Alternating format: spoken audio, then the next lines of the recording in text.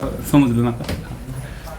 साहेब, पहिल्यांदा यशवंतराव चव्हाणांच्या भूमीमध्ये जिल्हा बँकेमध्ये जी निपक्षपणे चालणारी बँक आहे या ठिकाणी लिलाव करून मताचा ठराव करण्यात येतोय, काय सांगाल यावर? खरं म्हटलं तर पूर्वी जिल्हा बँकेच्या निवडणुका होत होत्या.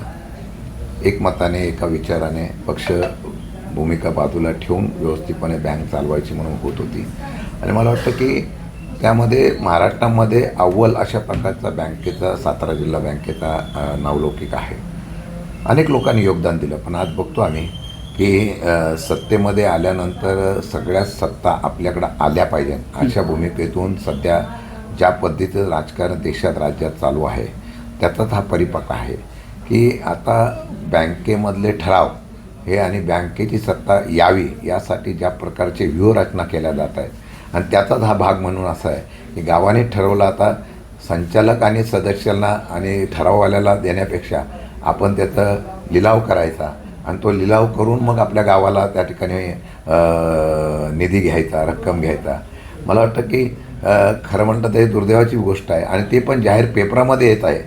म्हणजे याचा अर्थ असा आहे की आता लोकशाहीतून निवडणुका ह्या संपलेल्या आहेत. आता सत्ता, पैसा आणि हुकुमशाही, दडपशाही याच्यातून असा प्रकार होतो आहे, हे दुर्दैवाचं आहे. निदान सातारा जिल्ह्यामध्ये ही आता प्रथा सुरू झाली आहे, मागच्या जिल्हा परिषदेपासून वगैरे या पद्धतीने सुरू झालेलं आहे. त्यामुळे मला वाटतं की आता सामान्य माणसाला आवाज उठवणं किंवा त्या लोकशाहीचा हक्क बजावण्याचा काळ आता हळूहळू संपत चाललेला आहे. साहेब, महाविकास आघाडीच्या माध्यमातून आता कराडमध्ये मोठी चुरस पाहायला मिळते. अतुल भोसले असतील, राष्ट्रवादीचे अजितदादा गटाचे उंडाळकर असतील, बाळासाहेब पाटील असतील, शरद पवार गटाचे, यांच्यामध्ये ओढाचढ सुरू झाले. 70,000पासून लिलावाला सुरुवात झाली, 2 लाखापर्यंत जाऊन पोहोचला. एक मतासाठीचा ठराव आता म्हणजे लोकशाही आता राहिली का निलाव करून त्यांनी काळिंबा फासण्याच्या गोष्टी केल्या? मला एक काही दिवसापूर्वी एखादं स्टेटमेंट आता आलेलं एका ह्याचं कमेंट्स आले होते. त्यांनी सांगितलं ते आता शेतकरी जो सभासद आहे त्याला मतदानाचा अधिकार द्यावा, म्हणजे हा सगळा बाजार बंद होईल असं मला वाटतं.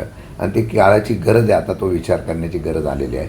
कारण जी चांगली बँक चाललेली आहे, फक्त आता तो बँकेमध्ये अर्थकारण करून तशा प्रकारचा निवडणुकीचा बाजार होत असेल आणि तशा पद्धतीने धडपशाही बरेच प्रकरणं अशी आहेत की जिल्ह्यामध्ये ते घडत आहे, नव्हे तर राज्यातसुद्धा घडत आहे की ज्या पद्धतीने काही लोकांना दबाव टाकला जातो, गावावर बहिष्कार टाकला जातो, भाषा केली जाते, विकास कामं थांबवण्याची भाषा केली जाते आणि मुक्तपणाने मोकळेपणाने निर्णय घेण्याची प्रक्रिया थांबवली जाते. दुर्दैवाचं आहे. खरं अजून तुम्हाला सांगतो की एका दिवसामध्ये बँकेमध्ये ऑर्डर निघाली जाते, म्हणजे की एखादा संचालकाचा ठराव असेल तो आपल्याला पाहिजे नसेल तर लगेच त्याच्या मुलाला किंवा त्याच्या कुटुंबातल्या कोणालाही लगेच नोकरीचे आदेश एका दिवसात बँकेतून निघते.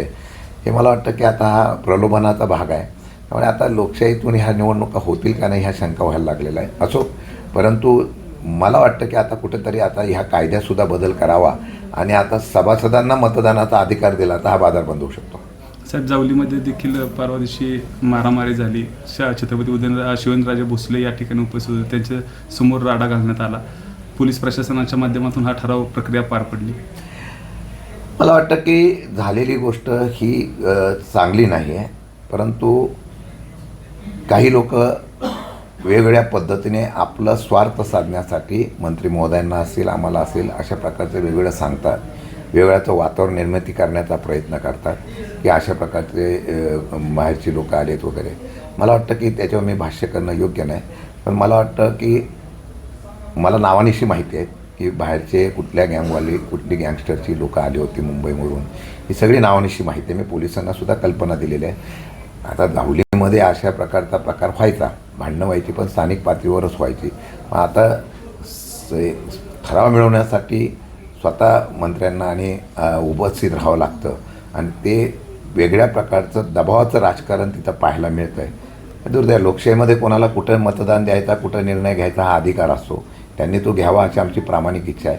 परंतु हे कुठं ते वाढू नये आणि त्या वाढवण्याच्या प्रयत्नात जबाबदार कोण आहे? आरोप प्रत्यारोप प्रत्येकजण करतो. आता काही लोक म्हणलं की मुंबईचे गुंड, नवी मुंबईचे गुंड कोणी आणले, पोलिसांकडे फोटो आहेत ना, पोलिसांनी ते फोटो बघावे आणि त्या फोटोमध्ये कोण कोण दिसतं आहे ते बघावे आमच्याकडे कार्यकर्ते सातारा जिल्ह्यातले आणि ते पण आम्ही खरंच मी सांगतो, मी कुठं जात घेतो नव्हतो, जात पण नव्हतो.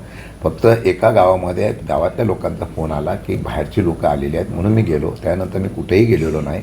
कुठेही अशा प्रकारची दादागिरी. आता परवाच्या दिवशी पण ठराव करताना ज्या पद्धतीने, आत्तासुद्धा ज्या पद्धतीने वातावरण आहे, माझ्या उपलक्ष जाऊन तुम्ही जावलीमध्ये चर्चा करा, माहिती घ्या. ज्यांचे ठराव झाले, ज्यांनी ठराव करायला लावले, त्यांचे काय काय प्रेशर, काय काय दबाव होता, तो सगळं सत्य तुम्हाला माहिती मिळेल. असो, शेवटी संघर्ष निवडणूक ही करायची असेल, लोकशाहीच्या माध्यमातून कोणीतरी प्रयत्न करायचा असो, तो मी प्रयत्न करतो. भविष्यकाळामध्ये काय होईल याच्यापेक्षा आम्ही प्रयत्न तरी करतो, याचा निश्चितपणाने मला वाटतं की योग्य अशा प्रकारचा निर्णय लोक घेतील. परंतु असे किस्से आहेत की मी आज सांगणार नाही, वेळ आल्यानंतर त्याच्याबाबतीत खुलासा सविस्तरपणे करेल. परंतु चाललं हे योग्य नाही. जिल्ह्यामध्ये ज्या बँकेची एक प्रतिमा आज चव्हाण साहेबांच्या जिल्ह्यामध्ये, किसन विराजच्या, लक्ष्मण तात्यांच्या जिल्ह्यामध्ये ज्या पद्धतीने आज सगळीकडे बाजार सुरू झालेला आहे, जिल्ह्यातच झालेला आहे, तो योग्य नाही असं मला वाटतं. त्यामुळे येणाऱ्या हातामध्ये आता असं करून टाका की सरसकट बिनविरोध घेऊन टाका आणि सत्ता घेऊन तुम्ही आपल्या सत्तेवर बसा, असं मला वाटतं. साहेब, तुम्ही सत्तेवर घेऊन बसा म्हणताय, जिल्हा बँकेमध्ये आता पक्षाचं राजकारण होणार का? आणि आता जी जिल्हा बँक सगळीकडे चर्चेत होती की यामध्ये कुठलंही पक्षीय राजकारण केलं जात नव्हतं, आता यात पक्षाचा दबदबा होईल का? मला असं वाटतं की पूर्वीपासून आम्ही ही प्रथा पाळली होती की तिथं कुठलंही पक्षीय राजकारण न आणता, आणि इतर जिल्ह्यामध्ये तसं झालं ना, म्हणजे संभाजीनगर वगैरे सगळीकडे अशा प्रकारचा प्रकार झाला की जिथं पक्षीय बाजूला ठेवून सगळेजण एकाच्या एकत्र आले होते. आज सातारा जिल्ह्यामध्ये ती परंपराने ती प्रथा राहावी अशी माझी इच्छा आहे आणि ते करण्याचा प्रयत्न झाला नाही. तर मला वाटतं आत्ता सध्याच्या वेळेला पक्षीय स्पर्धा आणि चढाओढ चालू आहे असं मला प्रथम दर्शनी दिसतं आहे. पण येणाऱ्या काळामध्ये एकत्र बसून काय निर्णय घेता येईल तो आम्ही निश्चितपणाने प्रयत्न करू. साहेब, तुमचा रोष भाजपवर आहे का? नाही, भाजपवर असा नाही आहे, आत्ताच्या चाललेल्या यंत्रणेवर आहे. माझं म्हणणं आहे की देवेंद्र फडणवीस मुख्यमंत्री आहेत, त्यांनीसुद्धा सुज्ञपणाने जे सातारा जिल्हा परिषदमध्ये घटना झाल्यानंतर महाराष्ट्रामध्ये ज्या प्रकारची प्रतिमा झाली सातारा जिल्ह्याची, योग्य नव्हती. आणि त्यामुळे आत्ता ह्या जिल्हा बँकेच्या संदर्भामध्ये सुद्धा जे काही प्रकार सुरू आहेत ते पण मला वाटतं मुख्यमंत्री आहेत आणि त्यांनी यामध्ये लक्ष घालून जर चांगल्या प्रकारचा मार्ग निघत असेल तर आनंदाची गोष्ट आहे. आणि तसंच जर सत्ता पूर्णपणाने त्यांना पाहिजेनच असेल असं वाटलं तर सगळ्यांनी त्यांना ते देऊन टाकावे. पण साताऱ्याच्या कुठल्याही असल्या प्रतिमेला तडा जाऊ नये याची काळजी घेण्याची प्रत्येकाने गरज आहे.